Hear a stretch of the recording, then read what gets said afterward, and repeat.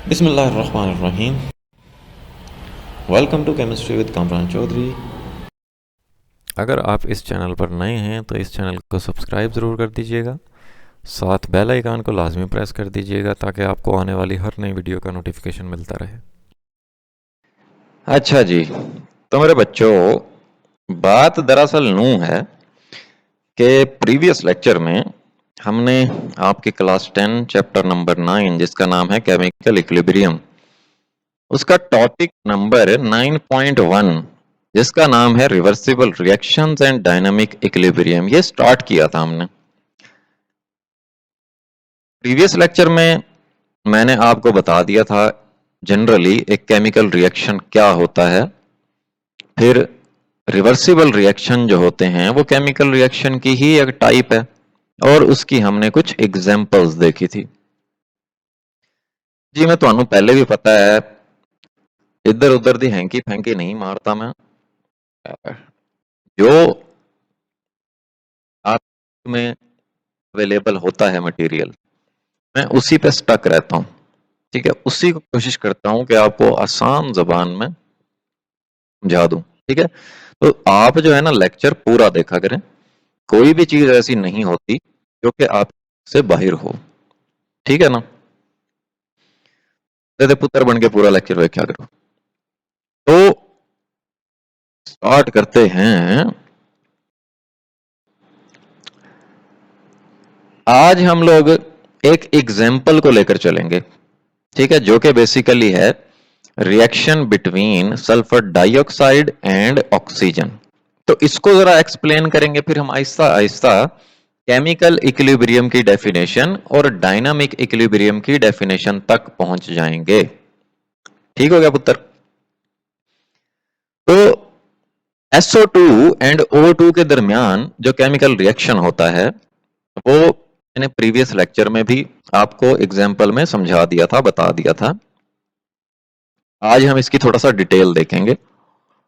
अच्छा, अब जिन लोगों ने प्रीवियस लेक्चर नहीं देखे ना, उसी चैनल पे जाओ, प्लेलिस्ट मौजूद है उथे, प्लेलिस्ट के सेक्शन में जाएंगे आप, वहां पे प्लेलिस्ट मौजूद है F22 class 10 chapter number 1 chemical. ठीक है, ਉੱਥੇ ਤੁਹਾਨੂੰ सारे ਦੇ सारे लेक्चर लभ जाएंगे। ठीक हो गया? तो भाई SO2 और O2 के दरमियान रिएक्शन कुछ इस तरह से होता है कि SO2 सल्फर डाइऑक्साइड ऑक्सीजन के साथ जब रिएक्ट करता है, और ये एक रिवर्सिबल रिएक्शन होता है, मींस के रिएक्टेंट से प्रोडक्ट बनते हैं, प्रोडक्ट दोबारा रिएक्टेंट बनाना स्टार्ट हो जाते हैं। प्रोडक्ट क्या बनता है? Sulphur trioxide SO3। अब हम इक्वेशन को बैलेंस कर लेंगे। इथे ਤੁਸੀਂ ਵੇਖੋ 2 ਤੇ 2 4 ਆਕਸੀਜਨ ਨੇ, इथे 3 ने, इथे मैं 2 ला देना। ठीक है, 2SO3 हो गया। अब यहाँ पे सल्फर 2 हो गए और ऑक्सीजन 6 हो गए, तो यहाँ पे भी मुझे सल्फर 2 करने पड़ेंगे, तो मैं यहाँ पे 2 लगा देता हूँ। तो अब ये पूरी इक्वेशन बैलेंस हो गई। कंडीशंस क्या थी इस केमिकल रिएक्शन के लिए? वेनेडियम पेंटाऑक्साइड V2O5 जो कि बेसिकली कैटलिस्ट, कैटलिस्ट का काम क्या होता है? सिर्फ रिएक्शन को तेज करना। ठीक है, वो ना इन रिएक्टेंट्स के साथ रिएक्ट करेगा, ना वो इन प्रोडक्ट के साथ रिएक्ट करेगा। ठीक है, ਉਹਦਾ ਕੰਮ ਇਹ ਹੁੰਦਾ ਹੈ ਰਿਐਕਟੈਂਟਸ ਤੇ ਪ੍ਰੋਡਕਟਸ ਨੂੰ ਹਾਂਕਣਾ। ठीक है, ਉਹ ਪਿੱਛੋਂ ਆਵਾਜ਼ਾਂ ਲਾ ਰਿਹਾ ਹੁੰਦਾ, चलो भाई मेरा पुत्र जल्दी करो, रिएक्शन करो आपस में। और टेम्परेचर प्रोवाइड करना होता है आपने 450 डिग्री सेल्सियस और 200 ATM प्रेशर प्रोवाइड करना होता है इस केमिकल रिएक्शन के लिए। ठीक हो गया जी? ये तो था जी सल्फर डाइऑक्साइड और ऑक्सीजन के दरमियान रिएक्शन, जिसके रिजल्ट में सल्फर ट्राइऑक्साइड बना। ठीक है, ये जो साथ निक्की निक्की ब्रैकेट्स में ये जो GS या L लिखा हुआ होता है, ये फिजिकल स्टेट्स को रिप्रेजेंट कर रहे होते हैं इनके। जैसे यहाँ पे G लिखा हुआ है गैस, इसकी फिजिकल स्टेट क्या है? गैस, इसकी भी गैस, इसकी भी गैस। ठीक हो गया? अब यहाँ पे इस डायग्राम को जरा समझ लो, इसको मैं समझा देता हूँ आपको। देखो, स्टार्ट में जब आपने सल्फर ट्राइऑक्साइड बनाना है तो आपके पास क्या मौजूद होगा? सल्फर डाइऑक्साइड और ऑक्सीजन होना चाहिए। ये यहाँ पे आपको सल्फर डाइऑक्साइड और ऑक्सीजन नजर आ रहा है। ठीक है, ये वाले जो मॉलिक्यूल्स हैं ये SO2 के मॉलिक्यूल्स हैं, सल्फर डाइऑक्साइड के, जिसमें 3 एटम्स नजर आ रहे हैं आपको। और ये वाले जो मॉलिक्यूल्स हैं ये ऑक्सीजन के मॉलिक्यूल्स हैं, जिसमें 2 एक जैसे एटम्स आपस में जुड़े हुए हैं, O2 ऑक्सीजन का मॉलिक्यूल बना रहे हैं। हो गया। जिवें तुसी चाह बनानी होवे ते पहले पहले तुसी की लोगे? ठीक है, पहले पहले तो अम्मा को इजाजत लोगे, ठीक है, मैनू चाह बनानी है। उसके बाद फिर आप बर्तन, दूध, पत्ती, चीनी, जेड़ी इलायची शलायची का तड़का मारना है तुसी वो भी कर लो। तो कहने का मतलब ये है कि कोई प्रोडक्ट जब आपने बनाना होता है उससे पहले आप उसके लिए उसका मटेरियल लेते हैं। ठीक है, तो ये हमने यहाँ पे SO2 और O2 ले लिया। अब यहाँ पे नीचे लिखा हुआ है नॉट एट इक्विलिब्रियम।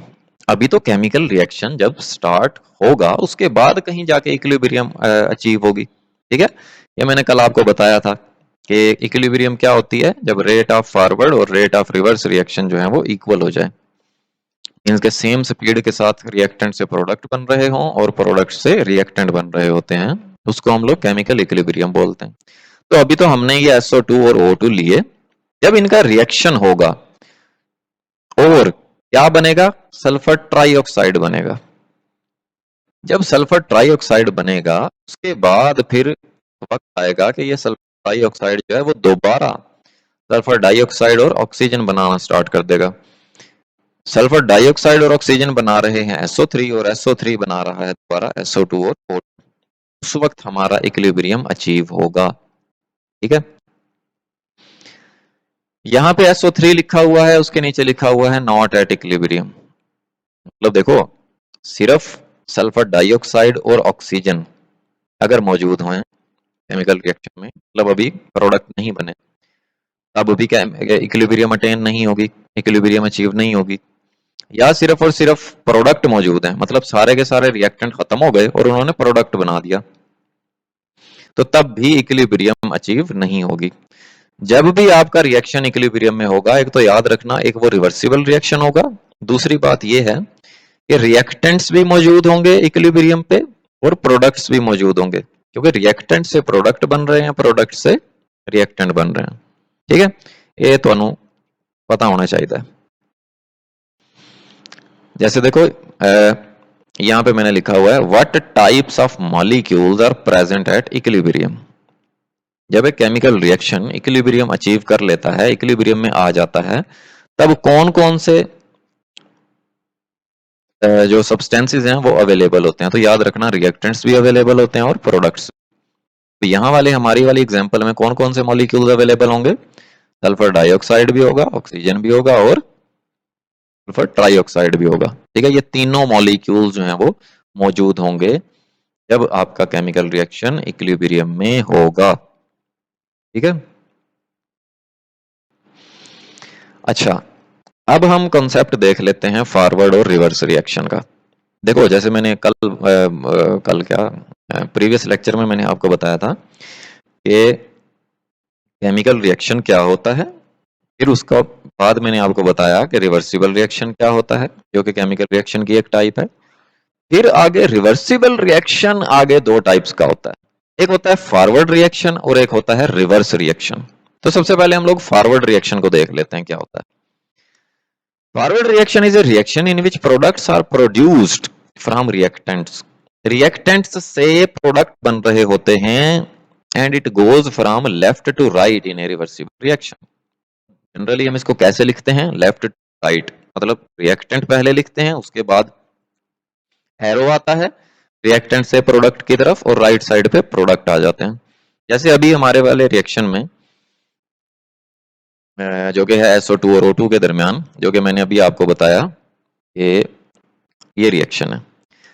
अब इस तरह का कोई भी रिवर्सिबल रिएक्शन आ जाए और आपसे पूछा जाए कि आपने फॉरवर्ड रिएक्शन लिखना है, इसका कैसे लिखोगे, सारे का सारा रिएक्शन इसी तरह लिखोगे, बस ये जो रिवर्सिबल रिएक्शन का जो सिंबल है ना, इसकी जगह पे आप एक ही एरो लगाओगे रिएक्टेंट से प्रोडक्ट की तरफ। ठीक है, तो ये एक ही एरो से आप रिप्रेजेंट करोगे।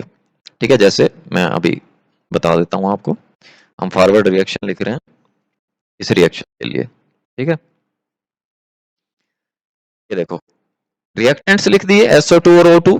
अब एरो लगाया हमने रिएक्टेंट से प्रोडक्ट की तरफ और ये फाइनली प्रोडक्ट लिख दिए और इक्वेशन को बैलेंस कर दिया। ठीक है, तो ये हो गया आपका फॉरवर्ड रिएक्शन। किसी भी रिवर्सिबल रिएक्शन के लिए फॉरवर्ड रिएक्शन लिखना अब आपको आ गया होगा। ठीक है जी, अब हम देख लेते हैं रिवर्स रिएक्शन को। रिवर्स रिएक्शन क्या होता है? ऐसा reaction in which reactants are produced from products, जिसमें रिएक्टेंट्स बन रहे होते हैं प्रोडक्ट से, मतलब प्रोडक्ट दोबारा रिएक्टेंट बना रहा होता है। It goes from right to left in a reversible reaction. Right side पे प्रोडक्ट लिखते हो ना आप, राइट साइड से लेफ्ट की तरफ मूव करता है रिवर्स रिएक्शन, मींस के प्रोडक्ट्स से रिएक्टेंट बनते हैं। जैसे हमारे वाले रिएक्शन में जो कि है SO2 और O2 के दरमियान, इसका हम लोग लिखते हैं रिवर्स रिएक्शन। कैसे लिखोगे? देखो उसी तरह से रिएक्टेंट लिखे, एरो इस तरफ आएगा प्रोडक्ट से रिएक्टेंट की तरफ। ठीक है, और ये प्रोडक्ट लिख दोगे आप, इक्वेशन को बैलेंस कर दिया। ठीक है, एक तो तरीका ये है रिवर्स रिएक्शन लिखने का। पूरा रिएक्शन वैसे ही लिखो, बस एरो को प्रोडक्ट से रिएक्टेंट की तरफ शो कर दो। ठीक है, जैसे फॉरवर्ड रिएक्शन में मैंने आपको बताया कि रिएक्टेंट से प्रोडक्ट की तरफ एरो लगाते हो आप। अच्छा, दूसरा तरीका ये है कि पहले आप लिख दो प्रोडक्ट्स, मतलब लेफ्ट साइड पे प्रोडक्ट लिख दो, फिर एरो लगाओ और राइट साइड पे रिएक्टेंट्स लिख दो। ठीक है, तो ये दोनों मेथड जो जिस मर्जी मेथड से आप इसको राइट कर सकते हैं रिवर्स रिएक्शन को। ठीक है, ਹੁਣ ਤੁਹਾਨੂੰ ਇਹ ਫਾਰवर्ड रिएक्शन ਤੇ रिवर्स रिएक्शन भी समझ आ गया होएगा। ठीक है मेरा पुत्र, प्रैक्टिस करनी है यदि। अब हम लोग देख लेते हैं जरा concentration time graph for the same reaction. SO2 और O2 के दरमियान रिएक्शन है, उसका कंसंट्रेशन टाइम ग्राफ देख लेते हैं। अच्छा देखें, भी मैंने आपको बताया लेक्चर के शुरू में, जब आपने SO3 बनाना है, सल्फर ट्राइऑक्साइड बनाना है, तो सबसे पहले आपको रिएक्टेंट्स लेने पड़ेंगे SO2 और O2। तो सपोज अभी आपने समझो कि SO2 और O2 लिया, अभी आपने रिएक्शन नहीं करवाया उनका, तो प्रोडक्ट तो बनेगा ही नहीं कोई, SO3 तो बनेगा ही नहीं कोई। ठीक है, तो फिलहाल हमारे पास SO2 और O2 अवेलेबल है। अब जब प्रोडक्ट ही कोई नहीं बन रहा फिलहाल, तो rate of reverse reaction is 0, मतलब है ही नहीं प्रोडक्ट, तो वो प्रोडक्ट दोबारा रिएक्टेंट में कैसे कन्वर्ट होगा? हो ही नहीं सकता, क्योंकि अभी तो प्रोडक्ट ही नहीं है। तो इस वजह से हम कह रहे हैं कि रिवर्स रिएक्शन का जो रेट है वो 0 है, मतलब प्रोडक्ट्स ने रिएक्टेंट कोई नहीं बनाया अभी फिलहाल, क्योंकि वो प्रोडक्ट बनेगा तो रिएक्टेंट बनाएगा। ठीक है, तो शुरू में प्रोडक्ट 0, तो रिवर्स रिएक्शन का रेट भी 0। ठीक है, ये भी ਤੁਹਾਨੂੰ समझ आ गई होगी। लेकिन the rate of forward reaction is highest due to the high concentration of. Start में देखो सबसे ज्यादा आपके पास रिएक्टेंट ही होंगे ना, SO2 और O2। ठीक है, इनकी कंसंट्रेशन ज्यादा होगी ना, इनकी अमाउंट ज्यादा होगी। जितनी ज्यादा इनकी अमाउंट होगी उतना ज्यादा तेजी के साथ ये प्रोडक्ट बनाना स्टार्ट करेंगे जब रिएक्शन स्टार्ट होगा। ठीक है, फॉरवर्ड रिएक्शन मींस रिएक्टेंट से प्रोडक्ट बनते हैं फॉरवर्ड रिएक्शन में। तो रिएक्टेंट्स जो हैं जितने ज्यादा होंगे आपके पास, उतनी ही ज्यादा स्पीड के साथ, उतने ही ज्यादा रेट के साथ प्रोडक्ट बनेगा। जैसे ही रिएक्शन स्टार्ट होता है, the concentration of reactants gradually decreases. जाहिर है रिएक्टेंट प्रोडक्ट बना रहे हैं तो रिएक्टेंट्स तो कम होंगे, and rate of forward reaction also decreases proportionality. देखो स्टार्ट में रिएक्टेंट्स थे ज्यादा, तो वो बहुत तेजी के साथ प्रोडक्ट बनाना स्टार्ट करेंगे। ठीक है, प्रोडक्ट क्या है? SO3 है। ठीक, जैसे जैसे रिएक्टेंट्स प्रोडक्ट में कन्वर्ट हो रहे हैं तो रिएक्टेंट कम हो रहा है। ठीक है, रिएक्टेंट्स जो हैं वो कम होते जा रहे हैं, तो जाहिर है जब रिएक्टेंट्स कम होते जाएंगे तो फॉरवर्ड रिएक्शन का जो रेट है वो भी कम होता जाएगा। ठीक है, क्योंकि जितनी ज्यादा कंसंट्रेशन होती है ना रिएक्टेंट्स की, उतने ज्यादा तेजी के साथ ये रिएक्ट करते हैं। आहिस्ता आहिस्ता अमाउंट इनकी कंसंट्रेशन कम हो रही है, तो रेट भी इनका, स्पीड मतलब कह लो कि स्पीड भी स्लो होती जाएगी। ठीक है, तो देख लेते हैं जरा स्पीड कंसंट्रेशन टाइम ग्राफ को। एक्स एक्सिस पे आपने टाइम लिया हुआ है, वाई एक्सिस पे आपने कंसंट्रेशन ली हुई है। जरा इसको समझ,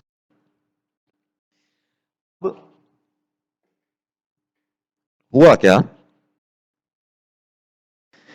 यहां पे आपको देखो ये SO2 की कंसंट्रेशन है जो कि ज्यादा है।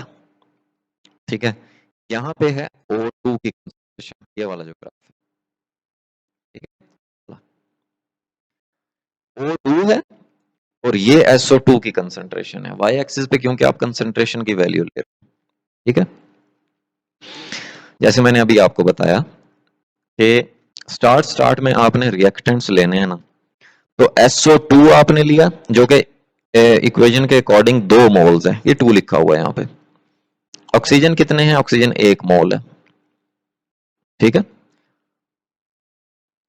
SO2 जो है वो ऑक्सीजन से एग्जैक्टली 2 टाइम्स एंटल है, तो इस वजह से हम SO2 की कंसंट्रेशन को हमने ज्यादा ले लिया और ऑक्सीजन की कंसंट्रेशन को हमने यहाँ पे ले लिया।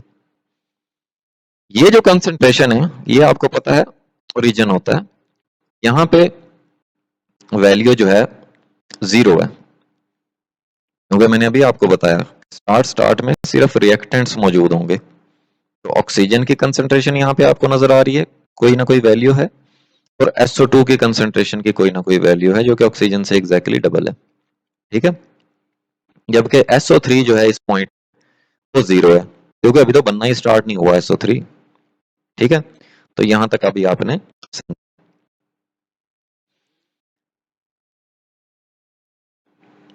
अब as the SO3 concentration increases, जैसे जैसे प्रोडक्ट बनना स्टार्ट होंगे, a small amount of SO3 slowly decomposes to SO2 and O2।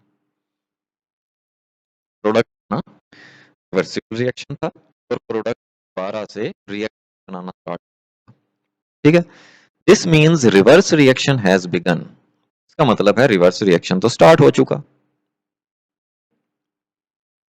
Reverse reaction को आप तरह से शो करते हैं। ठीक है, ये SO3 प्रोडक्ट था, वो दोबारा से SO2 और O2 बनाना स्टार्ट कर देगा। This reaction SO3 acts as reactant, तो देखो मैंने ये लेफ्ट साइड पे लिखा हुआ है SO3। ठीक है, ये रिएक्टेंट होगा और ये वाले जो हैं SO2 और O2 ये प्रोड्यूस होंगे, क्योंकि SO3 जो है वो SO2 और O2 प्रोड्यूस कर रहा है। ठीक है, अच्छा अब दोबारा से जरा इस कंसंट्रेशन टाइम ग्राफ को देखें कि आपको समझ आ गई कि स्टार्ट में आपके पास SO2 और O2 था, SO3 0 था। अब आप देखो ये जो SO3 है इसकी वैल्यू आहिस्ता आहिस्ता इंक्रीज हो रही है, ऊपर की तरफ जा रहा है ग्राफ। ठीक है, क्योंकि जब रिएक्शन स्टार्ट होगा प्रोडक्ट्स बनना स्टार्ट हो गए, जबकि SO2 ये वाला ग्राफ और ये O2 ये वाला ग्राफ, इनको आप देखो तो ये आहिस्ता आहिस्ता नीचे की तरफ आ रहे हैं, मीन्स कि इनकी कंसंट्रेशन कम हो रही है। क्यों कम हो रही है, क्योंकि भाई SO3 बन रहा है, प्रोडक्ट्स बन रहे हैं। ठीक है, और रिएक्टेंट्स जो है वो कम हो रहे हैं। ठीक हो गया, तो इस ग्राफ की आपको समझ आ गई होगी। अच्छा, as the concentration of SO3 becomes higher the reverse reaction speeds up.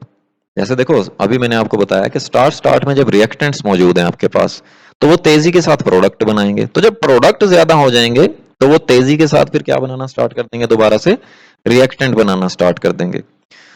तो एक वक्त ऐसा आएगा eventually the two rates become equal, दोनों रेट्स क्या हो जाएंगे, इक्वल हो जाएंगे, मींस के रिएक्टेंट से प्रोडक्ट बनने की स्पीड और प्रोडक्ट से रिएक्टेंट बनने की स्पीड जो है वो इक्वल हो जाएगी। रेट ऑफ फॉरवर्ड और रेट ऑफ रिवर्स रिएक्शन जिसको आप बोलते हैं वो इक्वल हो जाएंगे।